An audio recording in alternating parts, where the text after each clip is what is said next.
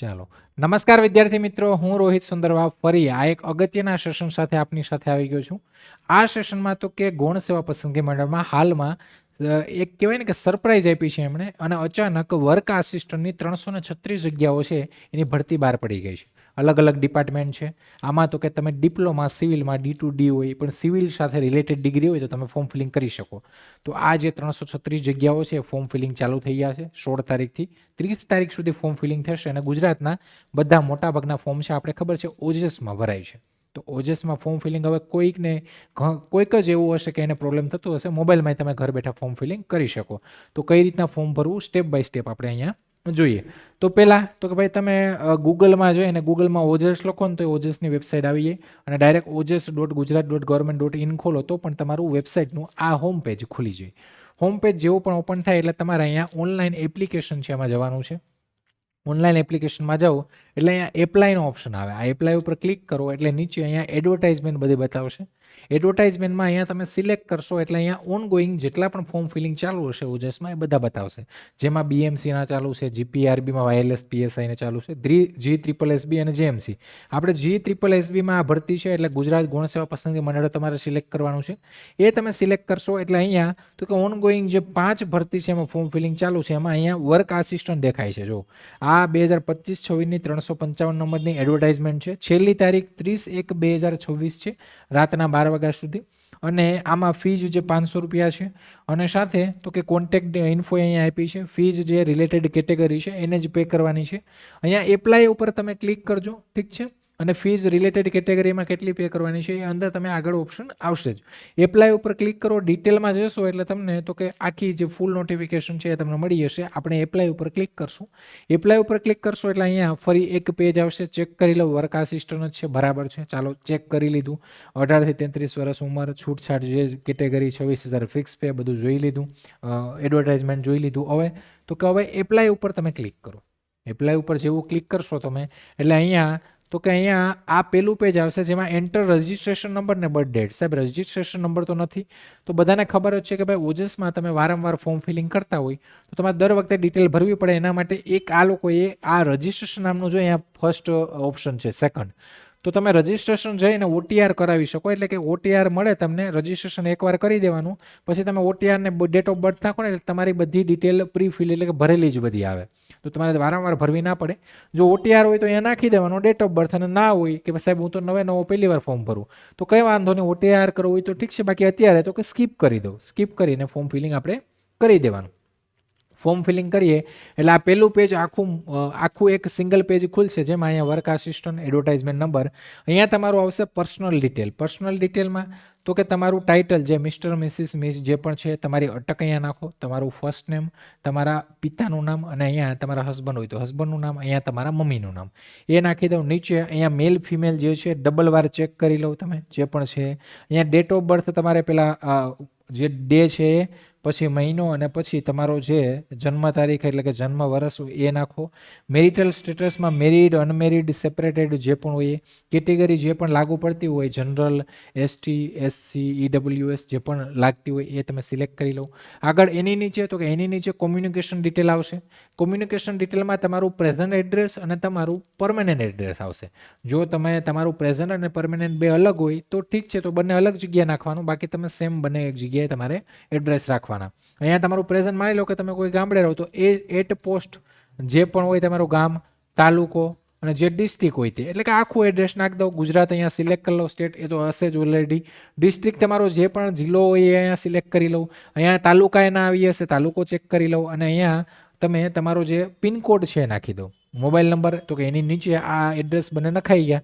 પછી અહીંયા mobile number નીચે નાખી દો. અહીંયા તમારો રીટાઈપ મોબાઈલ નંબર એટલે કે ડબલ વખત જેમાં તમને મેસેજ મળશે, એટલે 2 વાર મોબાઈલ નંબર અને 2 વાર ઈમેલ આઈડી, આ બાજુ જમણી બાજુ બંને બાજુ ઈમેલ આઈડી નાખી દો. સેમ જ નાખવાની છે. નેશનાલિટી ઇન્ડિયન ઓટોમેટિક આવી જશે. એની નીચે જશો તમે એટલે એની નીચે અધર ડિટેલ, અન્ય માહિતી આવશે.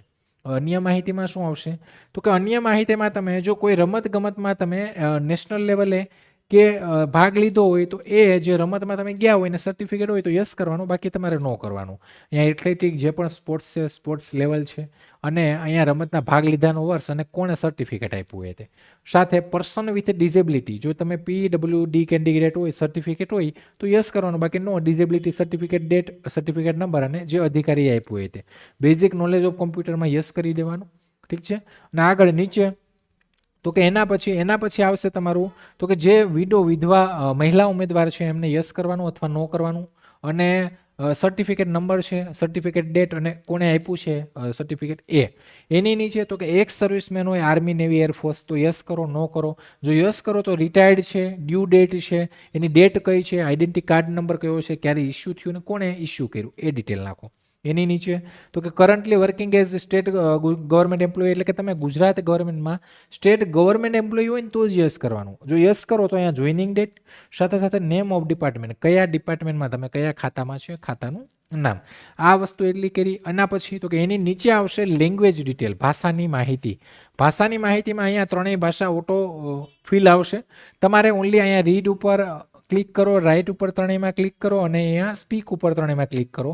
છેલ્લે તો કે છેલ્લે એજ્યુકેશન ડિટેલમાં અહીંયા તમારી જે રિલેટેડ સિવિલની જે પણ ડિગ્રી હોય, જે પણ ફિલ્ડમાં, એ અહીંયા સિલેક્ટ કરી લઉં. એના તમારા પર્સન્ટાઇલ, જો એ CGPA હોય, SGPA કે એવું કંઈ પણ હોય તો એને પર્સન્ટેજમાં કઈ રીતના કન્વર્ટ કરવા ગૂગલમાં થઈ જાય છે, કન્વર્ટ કરી દો.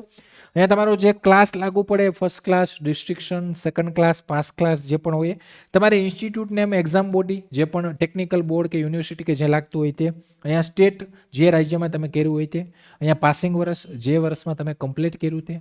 અને અહીંયા નંબર ઓફ ટ્રાયલ, કેટલી ટ્રાયલ છે, અને છેલ્લી ટ્રાયલ એટલે કે છેલ્લી માર્કશીટ, એનો સીટ નંબર છેલ્લે તમારે ફિલ કરવાનો છે. આ બધું ફિલ કરી દીધું પછી છેલ્લે હવે બાહેંધરી આપવાની છે કે ભાઈ તમે જે પણ ડિટેલ અહીંયા બધી ભરી છે બધી બરાબર છે, મંજૂર છે, કમ્પ્લીટ છે, જરૂર જણે ત્યારે તમારે આને રજૂ કરવી પડશે. તો ટિક કરી અને અહીંયા આપી દેવાનું સેવ. જેવું સેવ આપશો એટલે તમારો અરજી નંબર છે એ જનરેટ થઈ જશે. અરજી નંબર જનરેટ થાય એટલે એને નોટ કરી લેવાનો. અરજી નંબર જનરેટ થઈ જાય એટલે પછી હવે સેકન્ડ સ્ટેજ, તો કે સેકન્ડ સ્ટેજ તમારું અપલોડમાં જવાનું. અપલોડમાં જશો એટલે અહીંયા ફોટો અને સાઇન એવું અપલોડ આવશે, ફોટો અને સાઇન આવશે. ફોટો અને સાઇન અપલોડ કરવાનું. તો એમાં તમારો આ અરજી નંબર માંગશે એ નાખી દઉં, પછી તમારી જન્મ તારીખ નાખી દઉં અને તમારો આ કેપ્ચા કોડ અહીંયા નીચે નાખીને ઓકે કરશો એટલે તમારી ફોટો અને સાઇન અપલોડ કરવાનું આવશે. ફોટો અને સાઇન અપલોડ કરી દઉં એ તો કે 15 KB ને અંદર હોવું જોઈએ, રીસાઇઝ ઓનલાઈન થઈ જાય છે. એ અપલોડ કરી દઉં, ફોટો ઉપર ફોટો આવશે, નીચે સાઇન આવશે, આની નીચે આવશે અહીંયા ફોટો અને સાઇન અપલોડ કરી દઉં. હવે લાસ્ટ સ્ટેપ તો કે ફોટો સાઇન અપલોડ થઈ ગયું. હવે તો કે ફરી તમારે પાછું ઓનલાઈન એપ્લિકેશનમાં જવાનું છે. અહીંયા તો કે અહીંયા કન્ફર્મ નામનો ઓપ્શન આવશે. હવે આ કન્ફર્મ નામના ઓપ્શનમાં જશો, એની ઉપર ક્લિક કરશો એટલે ફરી અહીંયા અરજી નંબર ફરી માંગશે, જે તમને પહેલા પેજ ઉપર સેવ કર્યા પછી આવ્યો હતો એ અહીંયા નાખી દઉં. અહીંયા ડેટ ઓફ બર્થ નાખી દઉં અને અહીંયા તમારી તો કે આ જે કેપ્ચા કોડ છે અહીંયા નાખીને અહીંયા ઓકે બટન છે, ઓકે બટન દબાવો એટલે છેલ્લે તમારી કન્ફર્મ એપ્લિકેશન કરવાનું કહેશે. કન્ફર્મ એપ્લિકેશનમાં તમારું નામ, તમારા મમ્મીનું નામ, તમારું એડ્રેસ બધું ડિટેલ શો કરશે. એ કન્ફર્મ કરી દો, એ ફાઇનલ સ્ટેપ છે. એ કન્ફર્મ કરી દેશો એટલે તમારું ફોર્મ કન્ફર્મ થઈ જશે. પણ પછી ફી પે કરવી પડશે. તો ફી પણ તમારી ઓનલાઈન પે થઈ જશે. અને જો ઓનલાઈન ત્યાંથી ન પે થાય તો છેલ્લે કન્ફર્મ તમે કરો એટલે કન્ફર્મેશન નંબર જનરેટ થઈ ગયો. પછી અહીંયા ફીઝના આ કોલમમાં જઈને પણ તમે ફી પેમેન્ટ કરી શકો છો. તો જ્યાં સુધી ફી પેમેન્ટ નહીં કરો ત્યાં સુધી ફાઇનલ થશે નહીં. તો જે પણ જેટલી ફીઝ હોય એ તમે પે કરી દેજો. તો આ તમારું કન્ફર્મ થઈ ગયું. હવે તો કે ભાઈ આ જે જગ્યાઓ સારી છે અને એક સારી ઓપોર્ચ્યુનિટી છે, ટેકનિકલ ભરતી છે. અને ટેકનિકલ ભરતીમાં તો કે ભાઈ તમને ટેકનિકલ નોલેજ છે એ પરફેક્ટ હોવું જોઈએ અને એ પણ એ જ વિષયનું ટેકનિકલ અને નોન ટેક બંને મળી અને તમારું એક પેપર બને. જે નવી પેટર્ન થોડી ચેન્જ પણ થઈ છે, આપણે જાણીએ છીએ કે ટેકનો પોર્શન અલગ કરી દીધો, નોન ટેકનો અલગ કર્યો. તો તમારે બંનેનું સંતુલન જાળવવું પડે. તો આ આપણી એક સ્માર્ટ બેન્ચ છે કે જેમાં તમારે પરફેક્ટ તૈયારી કરવી હોય આની. તો આ વર્ક આસિસ્ટન્ટની જે સ્માર્ટ કોર્સ છે જેને 3,999 રૂપિયામાં અત્યારે અવેલેબલ છે. એમાં કોઈ ડિસ્કાઉન્ટ, કોઈ કૂપન કોડ માટે તમારે જે અમારી હેલ્પલાઇન નંબર છે એની ઉપર કોલ કરવો પડશે. અથવા ડાયરેક્ટ તમે આપણી જે વેબસાઇટ છે ત્યાંથી પણ તમે બાય કરી શકો. અને સાથે સાથે તમે એપ્લિકેશન લક્ષ્યમ એપ પ્લે સ્ટોરમાંથી ડાઉનલોડ કરી લેજો, ત્યાંથી પણ તમે આ કોર્સમાં જોઈન કરી શકો. બાકી તમારા કંઈ પણ પ્રશ્નો હોય તો એના માટે આપણી હેલ્પલાઇન નંબર તો છે જ. તો આ એક કોર્સ બી છે કે જેમાં તમે તૈયારી પદ્ધતિસરની કરવા માંગતા હોય તો આ કોર્સમાં તમે એનરોલમેન્ટ કરાવી શકો છો. તો વિદ્યાર્થી મિત્રો, આશા રાખું કે આ સેશન તમને પસંદ આવ્યું હશે. તો લાઇક, શેર, સબસ્ક્રાઇબ કરતા રહેજો અને આવા જ ફરી નવા સેશન સાથે મળશું. ત્યાં સુધી રજા લઉં છું. જય હિન્દ, જય ભારત.